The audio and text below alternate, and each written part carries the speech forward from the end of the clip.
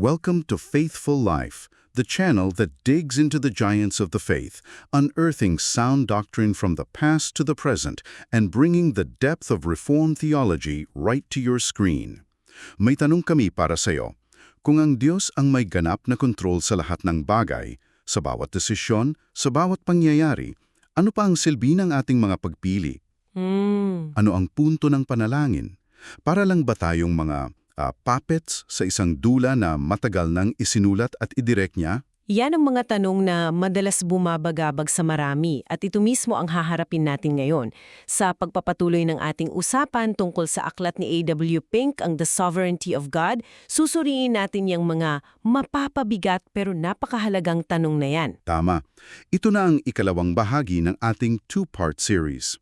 Nung nakaraan, pinag-usapan natin kung ano ang ibig sabihin ng soberanya ng Diyos sa paglikha at sa kaligtasan. Yes. Ngayon, ilalapat natin yan sa ating praktikal na buhay. Paano nga ba ito gumagana kasabay ng ating kalooban sa gitna ng ating mga panalangin at lalo na sa panahon ng mga pagsubok? So, simulan na nating himayin ito. Sige. Okay, unahin natin ang ideya na ang Diyos ay hindi lang basta nanonood mula sa malayo.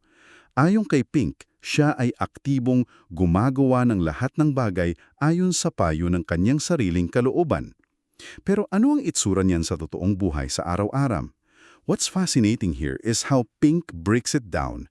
May dalawang pangkalahatan paraan daw ng pagkilos ang Diyos. Isa para sa mga anak niya at isa para sa mga hindi. Okay. Unahin natin yung sa mga mananampalataya. Ang umang pagkilos niya ay ang tinatawag na pagbibigay buhay o quickening. Mula sa pagiging patay sa kasalanan, binibigyan niya tayo ng espiritual na buhay. Ito yung regeneration na pinag-usapan natin sa part 1, di ba? At hindi dyan nagtatapos.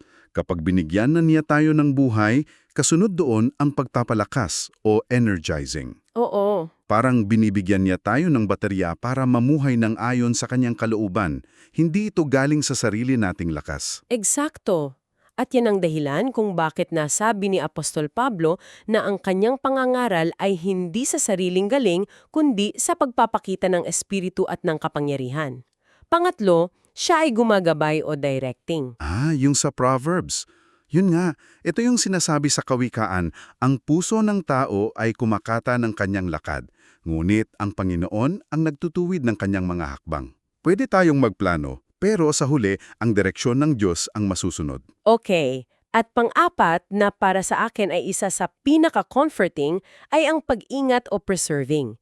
Tinitiyak niya na mananatili tayo sa Kanya hanggang sa wakas. Teka, linawin natin yung pang-apat. Kasi madalas ang tingin natin sa pananampalataya ay kailangan nating kumapit ng mahigpit sa Diyos, no? Pero ang sinasabi ba ni Pink dito ay baliktad? Baliktad. Na mas mahalaga yung katotohanan siya ang nakakapit ng mahigpit sa atin. Precisely, ang pananaw ni Pink na nakabase sa sinasabi sa 1 Peter 1.5 ay tayo ay iniingatan ng kapangyarihan ng Diyos sa pamamagitan ng pananampalataya. So yung assurance ng isang mananampalataya ay hindi nakasalalay sa lakas ng kapit niya, kundi sa lakas ng kamay na humahawak sa kanya. Yun. At yan ang pagkilos ng soberanong Diyos sa buhay ng kanyang mga anak. Okay, malinaw yan. Ngayon, paano naman sa mga hindi mananampalataya? Paano ipinapakita ng Diyos ang kanyang kontrol sa kanila nang hindi sila pinipilit na maniwala? Dito nagiging mas komplikado pero mas kahanga-hanga ang kanyang soberaniya. Ayon kay Pink, may 4 ding paraan. Una, siya ay pumipigil o restraining. Restraining? Sa madaling salita, pinipigilan niya ang tao na gawin ang lahat ng kasamaang nasa puso nito. Kung hindi dahil dito, ang mundo ay, mas malala pa sa kung ano na ito ngayon. Ang classic example dito ay si Abimelech sa Genesis. Kay Sarah. Oo, gusto niyang kunin si Sarah, pero sinabi ng Diyos sa kanya sa panaginip, pinigilan din kita sa pagkakasala laban sa akin. So parang may invisible na preno ang Diyos sa kasamaan ng mundo. Hindi niya ito tuluyang inaalis pero nililimitahan niya. Okay, ano ang pangalawa? Pangalawa, siya ay nagpapalambot o softening.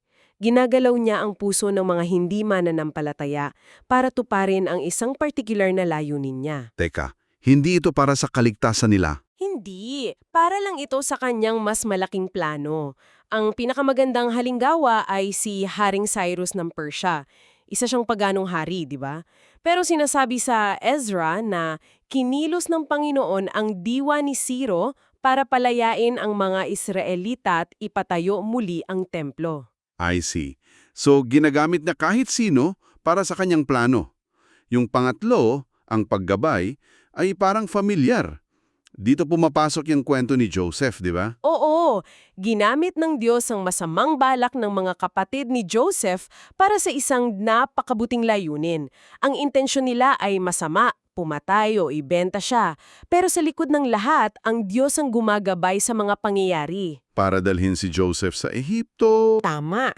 Para iligtas ang buong pamilya nila sa taggutom. Sinabi mismo ni Joseph, hindi kayo ang nagsugo sa akin dito, kundi ang Diyos. At dito na tayo sa pang-apat na marahil ang pinakamahirap tanggapin para sa marami. Ang pagpapatigas o hardening tulad ng ginawa niya sa puso ni Paraon. Paano natin niyang iintindihin? Parang hindi yata patas yun. Ito talaga ang isa sa mga misteryo ng kanyang pagkilos. Mahalagang tandaan ayon kay Pink na hindi nilikha ng Diyos ang kasamaan sa puso ni Paraon. Matigas na ang puso ni Paraon sa simula pa lang. Okay. Ang ginawa ng Diyos ay hinayaan niya si Paraon sa kanyang katigasan at ginamit pa niya ito para ipakita ang kanyang kapangyarihan. Sabi sa Roma 9, ginawa ito ng Diyos upang aking maipakilala sa iyo ang aking kapangyarihan. Sa madaling salita, kahit sa paghihimagsik ng tao. Ang Diyos pa rin ang may kontrol at ginagamit niya ito para sa kanyang kaluwalhatian. Okay, itong lahat ng paraan ng pagkilos ng Diyos, lalo na sa mga hindi mananampalataya, ay direktang nagdadala sa atin sa pinakamalaking palaisipan sa lahat. Kung ang Diyos ay may ganitong klase ng kontrol sa lahat ng bagay, bumabalik tayo sa tanong, meron pa ba tayong tunay na free will? Ayan na nga. At dito sinasabi ni Pink na ang problema ay kadalasan na sa maling definition natin ng free will. Maling pagkakaintindi. Oo, ang pananaw niya ay hindi ang kalooban o will ang hari sa ating pagkatao. Ito ay alipin lamang ng ating puso, ng ating kalikasan, at para sa isang taong hindi pa nababago ng Diyos, ang puso ay likas na masama, mapandaya at lubhang masama, sabi ni Jeremiah. So, parang ganito ba yan? Malaya kang pumili ng kahit anong gusto mo, pero ang problema, ang gusto mo ay palaging nakakakiling sa kasalanan dahil yun ang likas na takbo ng puso mo. Yun. Palagi niyang pipiliin ang dog food kesa sa salad, hindi dahil pinilit siya, kundi dahil iyon ang kanyang nature. Ganun ba ang analogy? Magandang analogy yan. Iyon mismo ang punto. Walang pumipilit sa makasalanan na magkasala. Ginagawa niya ito nang may bukong pagsang-ayon ng kanyang kalooban dahil iyon ang gusto ng kanyang puso. Okay. At dito ipinapaliwanag ni Pink ang pagkakaiba ng moral inability at physical inability. Hindi tayo makapili sa Diyos, hindi dahil sa pisikal na hadlang, kundi dahil sa moral na hadlang, ang ating pagkamuhi sa kabanalan. Ang halimbawa niya ay ang mga kapatid ni Joseph. Sabi sa Genesis, hindi sila makapagsalita ng mabuti sa kanya. Bakit? Dahil sa kanilang puot, ang hindi nila kaya ay nagmumula sa ayaw nila. At dahil yung ayaw nila ay nanggagaling sa sarili nilang puso, sila pa rin ang may pananagutan, hindi nila pwedeng isisi sa Diyos. Dito pumapasok yung kaso ni Judas. Itinakda ng Diyos na may magtataksil kay Jesus para matupad ang plano ng kaligtasan. Pero paano natin sasabihin na may pananagutan pa rin si Judas? This raises a very important question. At dito ipinakikilala ng mga teologo ang konsepto ng concurrence. Concurrence? Ibig sabihin, may dalawang kalooban na kumikilos ng sabay sa isang gawa, pero may magkaibang motibo at layunin. Si Judas ay kumilos ayon sa sarili niyang sakim at masamang kalooban. Ang motibo niya ay pera. Okay. Kasabay nito, ang Diyos ay kumikilos sa pamamagitan ng gawa ni Judas para tuparin ang kanyang perpekto at banal na plano ng pagtubos. Ginamit ng Diyos ang kasalanan ni Judas nang hindi siya nagiging may akda ng kasalanan na iyon. So, iisa lang ang gawa, ang pagtataksil. Pero magkaiba ang motibo. Magkaiba ang motibo. Yung kay Judas, masama. Yung sa Diyos, mabuti. Kaya si Judas ay 100% responsible. Okay, napakakalinaw niyan. Ang Diyos ang sumulat ng buong dula, pero ang bawat aktor ay umaarte ayon sa sarili niyang karakter at motibo. At sa huli, sila pa rin ang mananagot sa kanilang mga role. Tama. Hindi sila mga puppet na walang sariling isip. Ngayon, itang pagkaunawa na ang plano ng Diyos ay hindi nababago at tiyak na matutupad, nagbubukas ito ng panibagong tanong. Kung ganon, bakit pa tayo mananalangin? Para saan pa kung nakatakda na rin lang lahat? At isa na namang napakagandang tanong na praktikal. Binabago ni Pink ang ating buong pananaw sa panalangin. Ang pangunahing layunin daw ng panalangin ay hindi para baguhin ang isip ng Diyos. Hindi. Hindi, kundi para ihanay ang ating isip at puso sa kalooban niya. Ang panalangin ay isang pagkilala sa ating kahinaan at pagdepende sa Kanya. Ito ay isang akto ng pagpapasakop. Ibig sabihin, ang panalangin ay hindi parang isang lever na hinihila natin para makuha ang gusto natin sa Diyos. Hindi talaga. Sa halip, ang panalangin ay ang itinalagang paraan, yung ordained means ng Diyos para isakatuparan ang kanyang itinalagang layunin o ordained ends. Magkaugnay sila. Magkaugnay sila, hindi magkasalungat. Halimbawa, itinakda ng Diyos ang kaligtasan ng kanyang mga hinirang. Pero paano ito mangyayari? Itinakda rin niya na mangyayari ito sa pamamagitan ng pangangaral ng Ebanghelyo at ng pananalangin ng kanyang bayan. So parang ganito, balak ng isang ama na dalhin ang kanyang pamilya sa isang sorpresang bakasyon. Plano na niya lahat, pero gusto niyang marinig mula sa mga anak niya na, sana po makapagbakasyon tayo. Yung paghiling ng mga anak ay hindi nagbago sa plano ng ama. Pero iyon mismo ang paraan para maging mas matamis ang katuparan ng plano para sa lahat. Napakagandang ilustrasyon yan. Ganun nga, ang panalangin ay hindi pag-aabiso sa Diyos ng isang bagay na hindi niya alam. Ito ay pakikibahagi sa kanyang gawain. Tingnan natin si Apostol Pablo. Yung tinik sa laman. Oo, 3 beses siyang nanalangin na alisin yun ng Diyos. Pero ano ang sagot?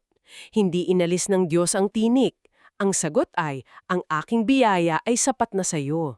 So nasagot pa rin ang panalangin niya. Oo, pero sa paraan ng Diyos, hindi sa paraan na gusto ni Pablo. Ang sagot ay hindi pag-aalis ng problema, kundi pagbibigay ng sapat na biyaya para harapin ito. Kaya pala ang pinakamataas na uri ng panalangin ay laging nagtatapos sa diwa ng sinabi ni Jesus sa Getsemani. Hindi ang akong kalooban kundi ang sa iyo ang masunod. Eksakto. Ang panalangin pala ay hindi para pilitin ang kamay ng Diyos, kundi para hawakan ang kanyang kamay at magtiwalang dadalhin kanya sa pinakamabuti. Eksakto. Ito ay nagiging isang akto ng pagsamba at pagtitiwala, hindi lang isang listahan ng mga kahilingan. So what does this all mean? Kung pagsasama-samahin natin ang lahat ng ito para sa iyo na nakikinig, paano dapat hubugin ng doktrinang ito ang ating puso at pamumuhay araw-araw? Dapat magbunga ito, ayon kay Pink, ng 4 na mahalagang bagay sa atin. Una, dapat itong magbunga ng banal na pagkatakot o godly fear. Okay, pero linawin natin, hindi ito yung takot sa parusa, no? Hindi. Hindi yung parang sa isang malupit na diktador. Ito ay isang malalim na paggalang at pagkamangha sa kanyang kadakilaan, kapangyarihan at kabanalan. Ito yung klase ng takot na naguudyok sa iyo na sumunod dahil alam mo kung gaano kadakila ang Diyos na iyong pinaglilingkuran. Parang paggalang ng isang anak sa isang mabuti pero makapangyarihang ama. Okay, anong pangalawa? Pangalawa, dapat itong magbunga ng buong pagtatalaga o entire resignation. Ito ang salitang ugat ng kapayapaan sa gitna ng pagsubok. Ito yung nagpapatahimik sa ating mga tanong na, bakit? Sa atong mga reklamo, sa ating mga pag-aalala. Dahil kung naniniwala kang ang isang perpektong Diyos ang may kontrol, matututunan mong magpasakop sa kanyang kalooban kahit hindi mo ito naiintindihan. Ang classic example dito ay si Eli. Oo, nung narinig niya yung hatol. Nang marinig niya ang mabigat na hatol ng Diyos sa kanyang pamilya, ang nasabi lang niya ay, Siya ang Panginoon, gawin niya ang inaakala niyang mabuti. Wow. Ibang level yan ng pagtitiwala. Hindi yan pagsuko sa kawalan ng pag-asa, kundi pagsuko sa isang nakatataas na karunungan.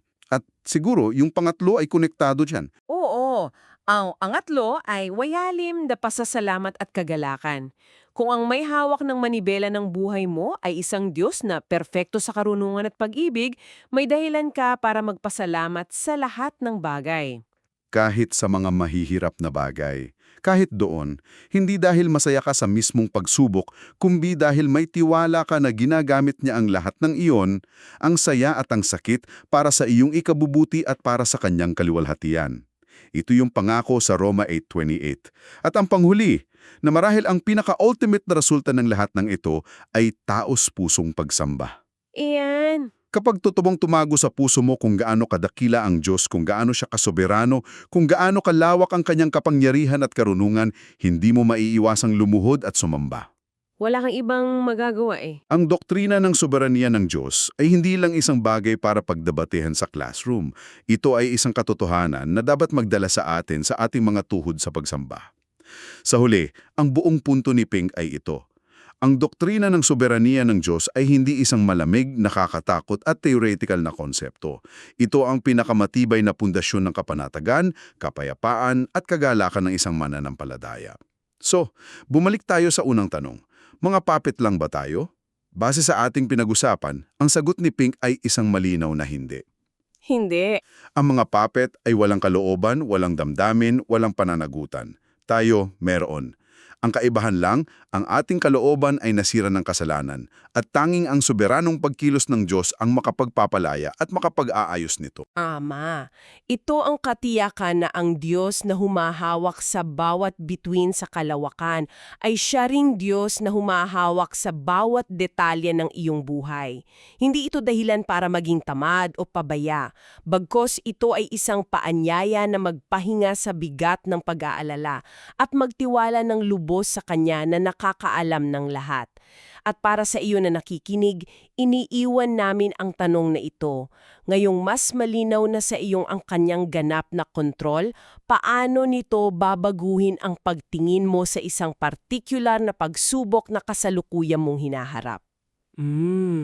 Sa halip na itanong ang bakit sa akin nangyayari ito, marahil ang tanong na dapat nating simulang bigkasin ay, Panginoon, ano po ang iyong layunin dito para sa iyong kaluwalhatian at sa aking ikabubuti?